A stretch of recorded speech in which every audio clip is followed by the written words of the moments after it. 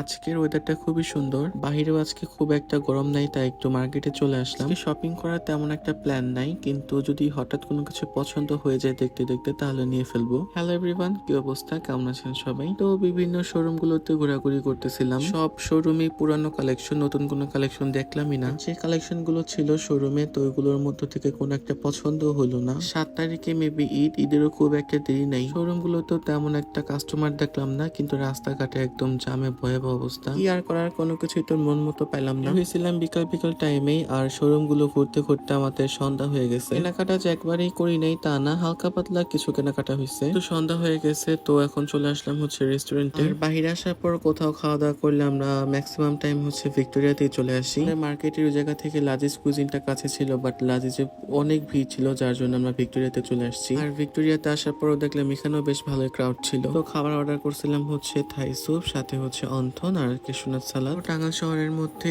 এই লাজিজ কুইজিন আর হচ্ছে ভিক্টোরিয়া কেশনাথ সালাদটা মজা, মানে আমার কাছে ভালো লাগে আর কি। টাঙ্গাইলের মধ্যে আরো এই দুইটা রেস্টুরেন্ট ছাড়াও দু একটা রেস্টুরেন্ট আমি ট্রাই করছি, বাট আমার কাছে অতটা ভালো লাগে নাই। বসে বসে খাইতেছিলাম আর বাহিরে ঝুম বৃষ্টি হইলো কতক্ষণ, ভালোই লাগলো। তো এখানে খাওয়া দাওয়া শেষ করে তারপর চলে যাবো হচ্ছে নানুর বাসায়। সামনে শনিবারেই তো ঈদ, সো আমি চেষ্টা করবো এর মধ্যে আরো দু একটা ভিডিও দেওয়ার জন্য। ঈদের ভিডিও তো দিবই, ওটা আলাদা, বাট তার আগে চেষ্টা করবো আরো দু একটা ভিডিও দেওয়ার জন্য। আচ্ছা, সবার ঈদ প্রিপারেশন কেমন? সবাই কি শপিং করে ফেলছেন? তবে এবার মনে হইতেছে ঈদের মধ্যে বৃষ্টি থাকবে। যদি সত্যি সত্যি বৃষ্টি হয় তাহলে তো আপনারা যারা ঘোরাঘুরির প্ল্যান করছেন সব ক্যান্সেল। আর কোনো ঘোরাঘুরির প্ল্যানও নাই, আমরা কোনো টেনশনও নাই। যাই হোক, তারপর হচ্ছে নানু বাসায় চলে যাই। আর নানু বাসায় যাওয়ার পর রাতে এমন খাওয়া দিছি, জন্মের খাওয়া দিছি, রাতে অবস্থা খারাপ হয়ে গেছিল খাওয়ার পরে। কোনো কিছুই বাদ রাখি নাই, খিচুড়ি মাংস, পোলাও মাংস, ভাত মাছ সবই খাইছি। খাওয়ার সময় তো শুধু খাইতেছিলাম, মজা লাগতেছিল আর খাইতেছিলাম, তখন তার হুঁশ ছিল না। আর খাওয়া দাওয়া শেষ করে বাসায় আসার পর আমার খুব খারাপ লাগছে রাতের বেলা। পরে মনে হয়েছে যে কিসের জন্য যে এত কিছু খাইতে গেলাম আমি। সামনে যদি মজার মজার খাবার থাকে তাহলে কি না খেয়ে থাকা যায় বলেন? তো বাসায় আসার পর পরে বুঝতে পারছি যে আসলে এইভাবে খাওয়া উচিত হয়নি আমার। বাসায় আসার পর জাস্ট ঘুমায় পড়ছিলাম। আজকের ম্যাক্সিমাম পুরো অংশটাই হচ্ছে খাওয়া দাওয়ার ভিডিওই ছিল। সো আজকের ভিডিওটা কেমন লাগছে অবশ্যই কমেন্ট করে জানাবেন। দেখা হবে নেক্সট ভিডিওতে। আল্লাহ হাফেজ।